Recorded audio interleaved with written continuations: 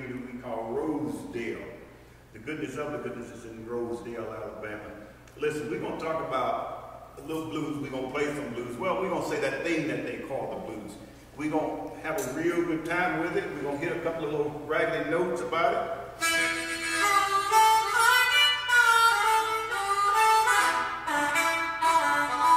And then we're going to talk some more about it. We're going to talk about the politics of it, the social scheme. We're going to talk about the farming part. We're going to talk about how blues knit and brought everything together. But now, let's just get started on something first of all.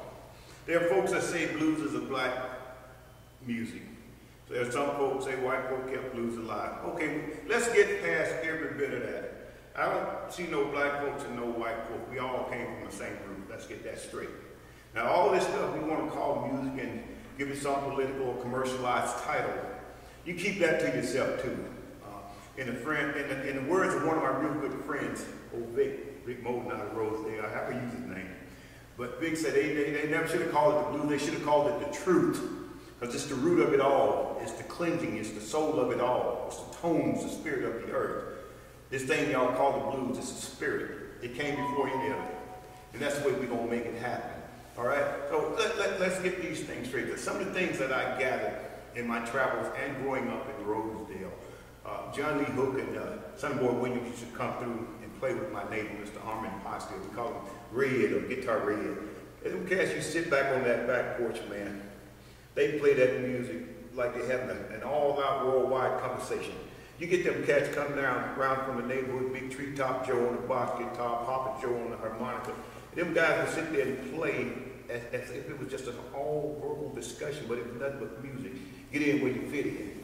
They play there for, and kind of almost like a rehearsal of a sort, but they just warming up. Then they'll go out in the neighborhood, play the liquor house and shop out there, earn that little travel money. And they'll walk on back across the mountain over to the Birmingham train depot and get on out of here. That's the way it went. But now, when you start talking about Alabama blues, that's a heavy, heavy thing because there's a lot of, some would say unsung. There are a lot of people out of Alabama, old Johnny Shines, Beverly Guitar Watson, we lost not too long ago. There's a lot of these cats, Mr. Henry Gibson, Willie Earl King, Birmingham George Connor, old brother Doug. I could go on. Sam Lay. I can call a whole lot of names out that are from Alabama, traveled through Alabama, that made this blues what it is. You know, people say Delta blues is Mississippi. No, see, commercialized and politicized the title made it Mississippi. Blues ain't got no boundaries. Let's get that straight, first of all. Blues is where it is. The Delta. Oh, yeah, you can call the farming area region of the Mississippi. Yeah, that's the Delta, but let me tell you something. That thing goes slap across the South and all over the world.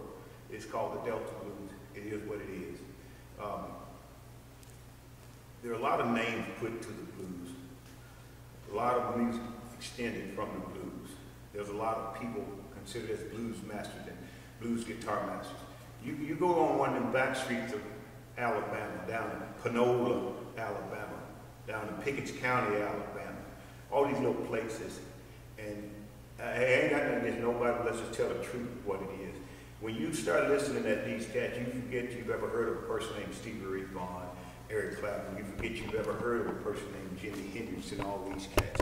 The only thing you think about is Sonny Boy and Hubert Sumlin and all them cats, because they laid it down. Ain't no such thing as a guitar hero. The hero is the one that can take you to that level of a spirit cleansing with their music. When they get on that groove, when they get in that thing they call it, if that person can take the listener with them, that's the hero. Okay, so all this old other commercialized stuff, y'all can have that. You know, you put a title on this thing. Now, I ain't mad, but I ain't playing either. When you start putting a title on people and culture, you make sure you are of the culture when you start trying to talk about it. You know, I can't talk to you about linguine and pasta. I'm not about that. You want to talk to me about some turnip greens and sweet potato, I'm your guy. You know, but now, blues is a very interesting element or culture. We want to separate, we want to allow social changes in politics to tell us what it is and who it is and what it's about. We as humans are arrogant enough to think that we make policy on life. When the human goes extinct, life is still going to exist in one form or another. There might not be no human or no giraffe and gorillas running around, but life is still going to exist one way or the other. Whereas there's energy, electricity, whatever you want to call it, friction, there is life. So now let's get back to the blues. Blues is the healing spirit. It's the tones of the earth. It is the truth in the matter of the earth. So when you want to talk about that guitar or harmonica or drums, that's just another piece of furniture sitting in the corner. That's what those are. Blues is the expression of the deep, most innermost core of who you are, of your soul. It cleanses you. Now, that guitar, sometimes you're fortunate enough to get your spirit, to come out of that guitar. But in most cases, most people can't get that. You know, I've always tried to give people an understanding. You take 1,000 people, send them into a Southern Baptist church. Let the preacher say, now, altar call. Let all 1,000 of those people go up to that altar. Now, I'm not talking about some Alabama stuff now. Let them all go up to that Southern Baptist altar. 8 to 80, blind, crippled, crazy, black, white, rich, poor, it doesn't matter. Let them go up to that altar. And then that preacher laid that word down. He laid it down. He's sweating. He's sweating. Now the organist was humming on that thing, on that beat 3, and the piano player, ting-ling-ling-ling, making that thing sound out. And the preacher putting everything, he's got his back into it. Out of that 1,000, it is rare that you will get one person out of that 1,000 on that altar to get that cleansing. It's almost a guarantee that not one out of that 1,000 will be of the heart and soul of spirit to receive that blessing, to receive that word, that's cleansing of the soul. That's how hard it is to find the blues in someone. It might be in them, but as Mr. Johnny Ned Shines told me, sitting in his hospital room just before he died, is in you, it's got to come out you. Some people it comes out, and some people are not able to get there. Now, if you want to ask me what I think about why it seems to be relative to black people, well, when you want to look at the color of my skin and where that color originated from the continent of Africa, and look how late it was in the existence of the human species that this color skin left that continent and went out through the world, then you might get an understanding of why it was originated done as a black music. It did come over on the slave ship, but it existed long before the slave ship. It was so powerful, the spirit, the chanting of the Africans was so powerful.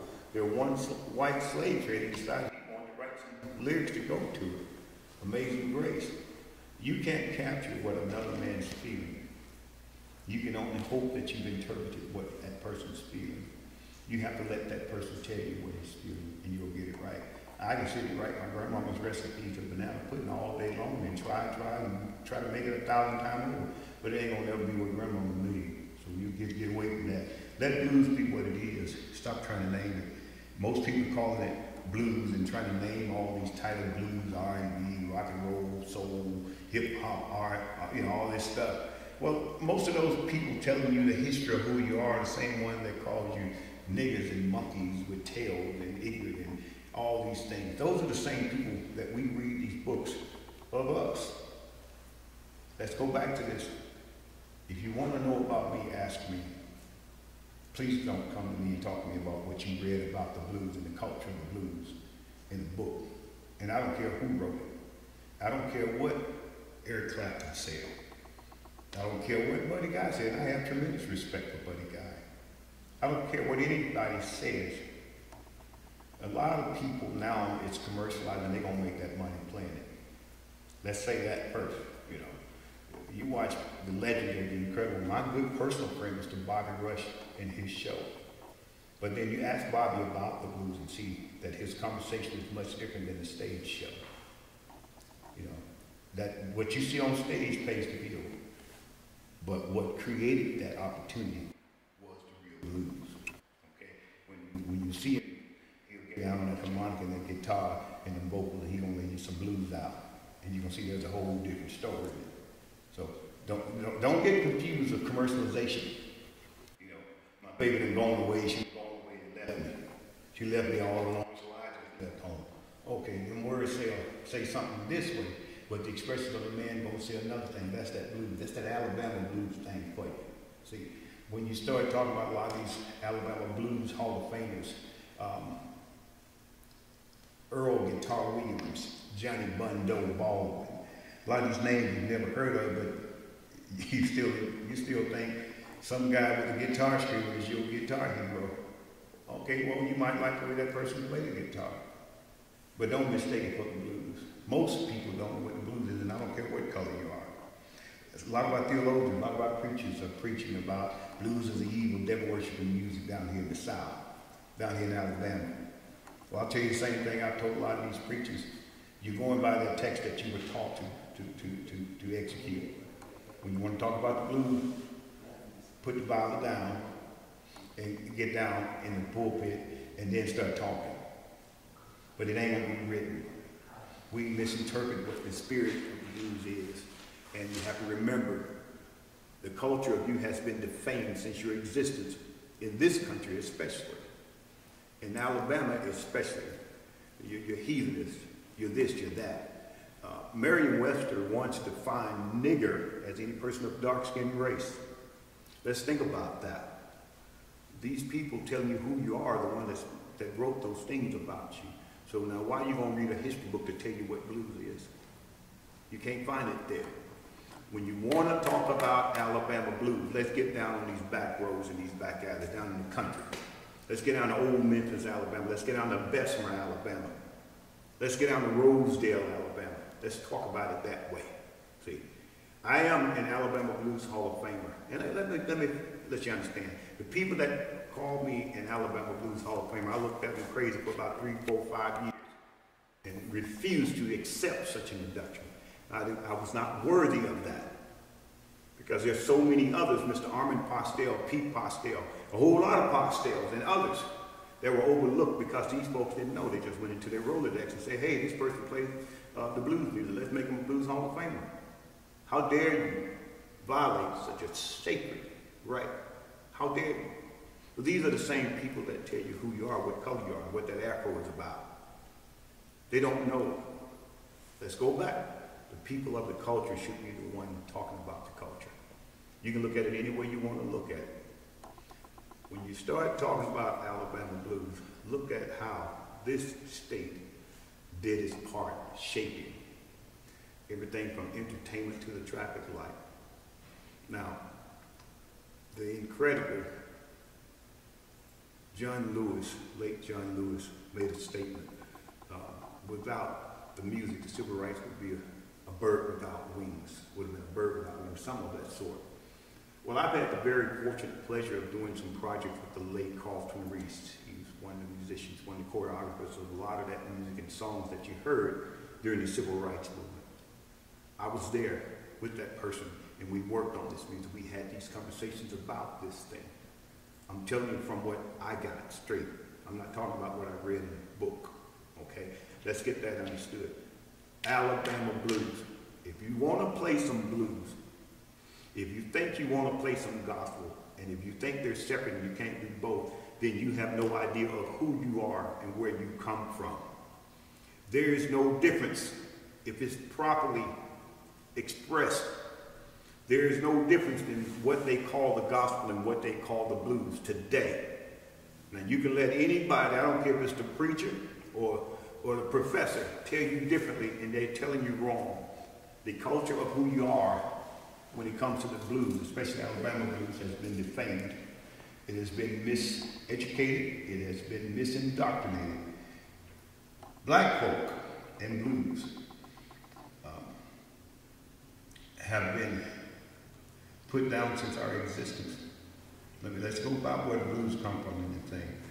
They had to put you down to the world to make it palatable to accept you as less than animal and to treat you less than humane. That's what sold you around the world. You want to talk about how good cigarettes are? how cool and refreshing they are? See how many people gonna buy. You're not gonna say, oh, it creates cancer, it's lung issues, heart disease issues. You're not gonna say that. You're gonna say how cool and refreshing it is. It was bought and sold in the same ad campaign about selling bodies, selling people. You have to put that culture down. You have to erase it to make it more marketable.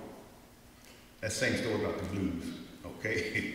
I ain't making one just do something done.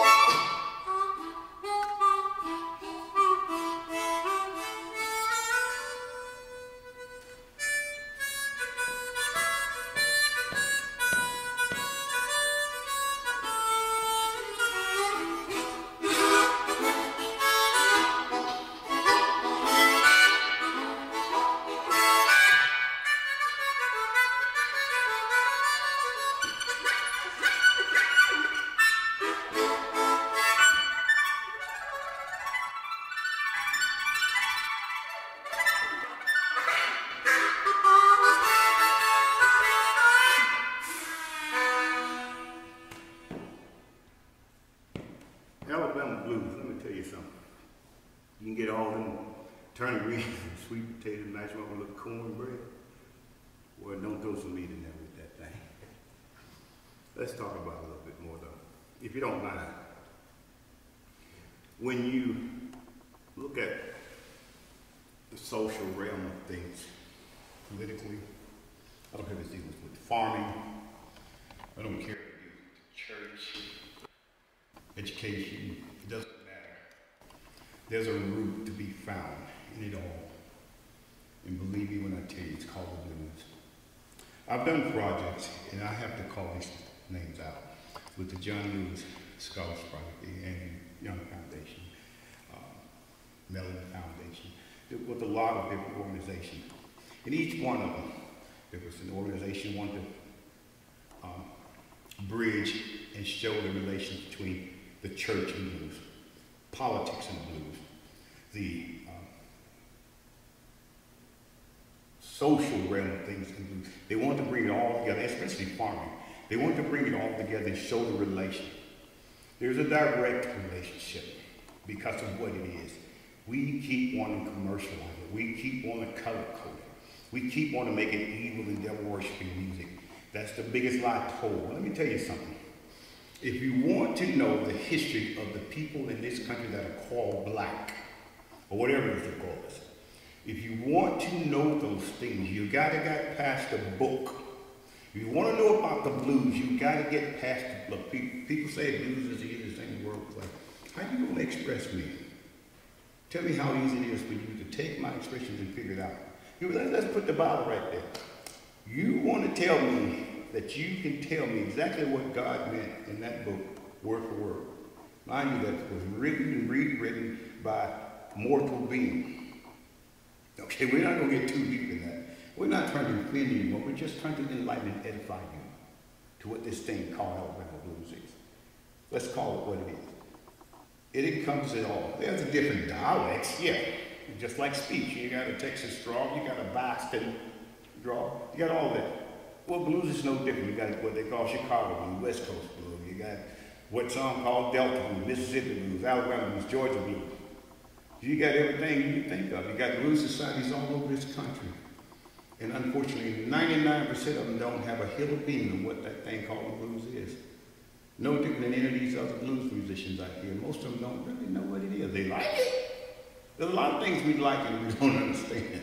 You know, what is it about that alcohol that just takes me to the top? You know, you mix up a nice little punch of some moonshine, it's going to take a lot of people to the top. But if you don't understand how to handle that thing, see, if you don't understand how to handle that thing can hurt you. Son House said in one presentation, one documentary, Blues Ain't No Plaything. I didn't quite understand that when I first saw the documentary years and years and years ago. I didn't understand it. Some folks say blues ain't nothing but a good man feeling bad about a woman he lost. Everybody got the idea of what blues is. Most of us get it wrong, of course, because we keep going by the title that it was given. And I'll use the term again, I'll say this again, it's this erroneous title that we gave it, that we allowed to be given. And here again, let's go back now, let's step back, because we don't want to forget this. We keep forgetting all of these things. Afro-American, Negro, Negrant, Niggers, blacks, American blacks, all these different names, monkeys, Sambo, spear chuckers. There's not one ugly name in the vocabulary book that blacks haven't been called. Blues has been called even more. Even to be called the blues tells you it's a sad, depressing state of affairs for the affairs. It is completely opposite that. Blues is from one end of it, as they say, A to Z. It's the ups and the downs, the goods, the bad, and the uglies. But it's the cleansing of all of those things. It's just you take the worst day you've ever had, the absolute worst day you've ever had, and you hit that key on that piano or strum that chord on that guitar, blow that harmonica just the right way. And whatever that bad or worst day it is, that blues gonna bring it out you.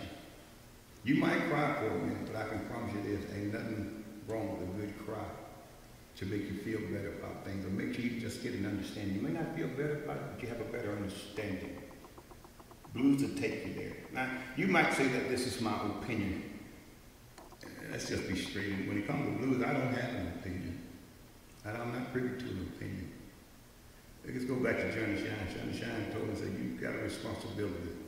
Young man, take this thing further. Hubert Summerlin told me the exact same thing. Willie King told me the same thing. Sam Lee has told me the same thing. Sitting down eating some oxtail with Bobby Rush in Mississippi, he told me the same thing. You understand? We want to make it all personal. The blues ain't about one person.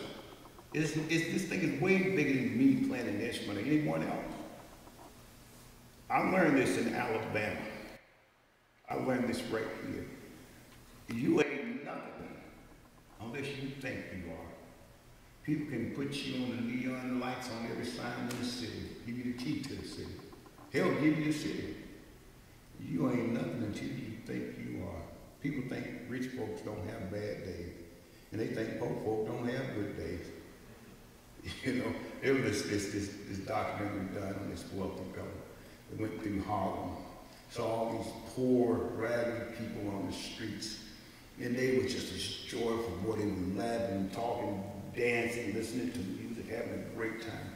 And this rich white fellow had no idea. It just stunned him. How could these poor, impoverished, just deprived people, how in the hell could they be so happy? How could they be so happy? Well, who told you what happy was?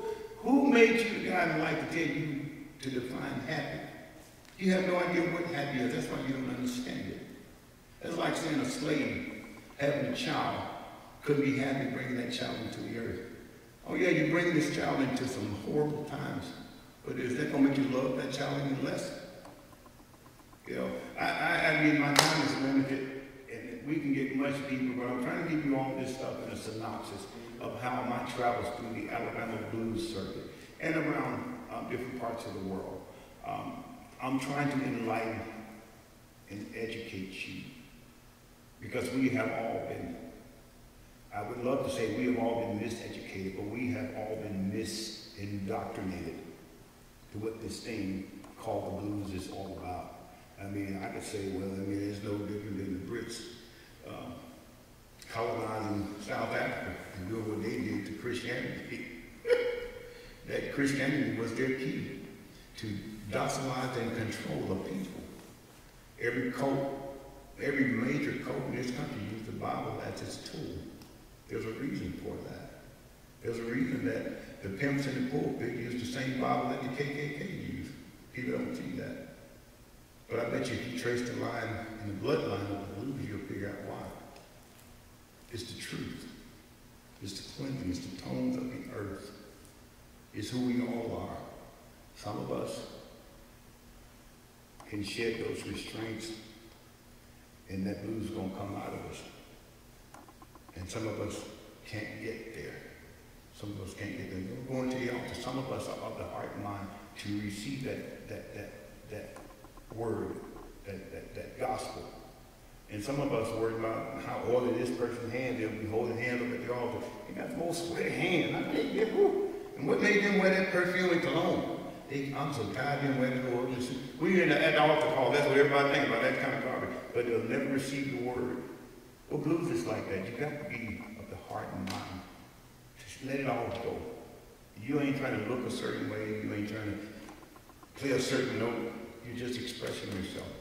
Can I play Little Walter? Yes. Can I play some Orleans? Yes. All these cats. But I can't play nobody better than I can play me. I would not dare try to express another man. But I can give you me. I hope you like me. I don't know. I love me. And I also love the blues, and I'll take it anywhere. Same music I play Mr. Cute joint on a Saturday night. I'm playing the same music at church the next morning now. Well, I might be a hint of a feeling of some moonshine the night before, but that's neither here nor there. You don't go there with it.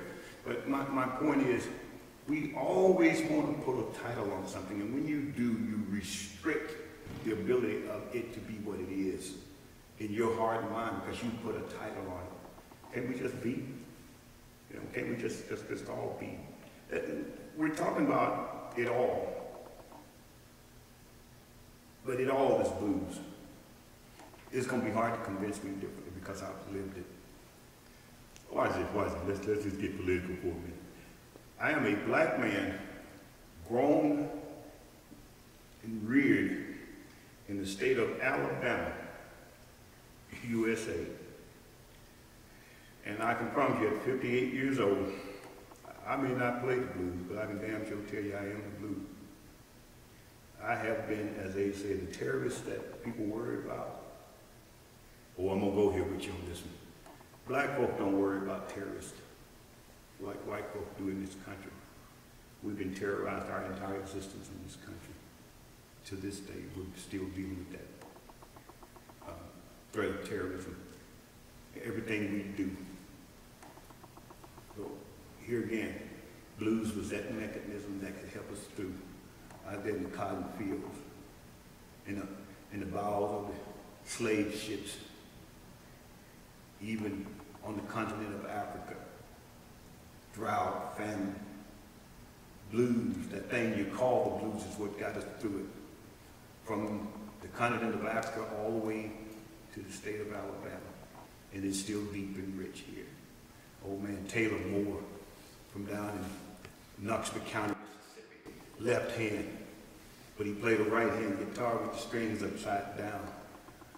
There's no way you can tell me that Eric Clapton could play a guitar better than Taylor Moore. And y'all don't even know who Taylor Moore is. But everything you hear and what I play and what I say comes from people like Taylor Moore, Clarence Bluesman Davis, Birmingham, George Connor, Willie King, Big Bo McGee, Lil Whit Wells, Armand Postel, Pete Postel, Andrew Postel, Mac Postel. A lot of them Postel brothers y'all ain't probably ever heard of. But if you could bring John Lee and Sonny Boy Williams up back, they'll tell you exactly who Armand Postel is. He'd be sitting there working with them, showing them where they put their fingers on the strings on the guitar. Y'all don't know nothing about that because it's straight out of Roseville, Alabama. You know, you have to understand, Alabama blues is a very powerful thing. I played in a lot of places. They want to hear some musicians from Alabama. They want some Alabama blues. Boy, how about that? We're a pitiful state politically.